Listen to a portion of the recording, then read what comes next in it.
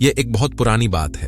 एक जंगल में एक गुरुकुल था जिसमें बहुत सारे बच्चे पढ़ने आते थे। एक बात की बात है, गुरुजी सभी विद्यार्थियों को पढ़ा रहे थे, मगर एक विद्यार्थी ऐसा था जिसको बार बार समझाने पर भी समझ में नहीं आ रहा था।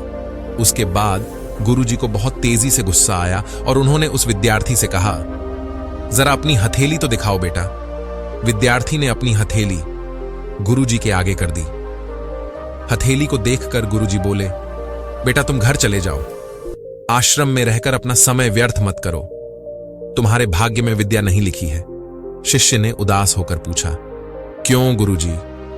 गुरुजी ने कहा, तुम्हारे हाथ में विद्या की रेखा नहीं है। फिर गुरुजी ने एक होशियार विद्यार्थी को हथेली उसे दिखाते हुए कहा, यह देखो, यह है विद्या की रेखा, यह तुम्हारे हाथ में नहीं है, इसीलिए तुम अपना समय नष्ट ना करो और घर चले जाओ और वहां अपना कोई और काम देखो। यह सब सुनने के बाद उस विद्यार्थी ने गंभीर होकर सोचने लगा।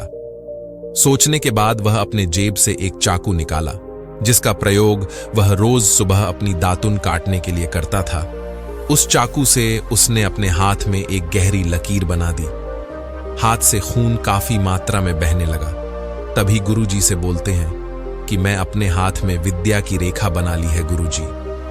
ये सब देखकर गुरुजी आश्चर्य और भावुक हो गए और उन्होंने उस विद्यार्थी को गले से लगा लिया। उसके बाद गुरुजी बोले, बेटा तुम्हें विद्या सीखने से कोई ताकत नहीं रोक सकती। दीर्घ निश्चय और परिश्रम हाथ की रेखाओं को भी बदल सकती है। उसके बाद गुरुजी ने उस विद्यार्थी को शिक्षा देने लगा।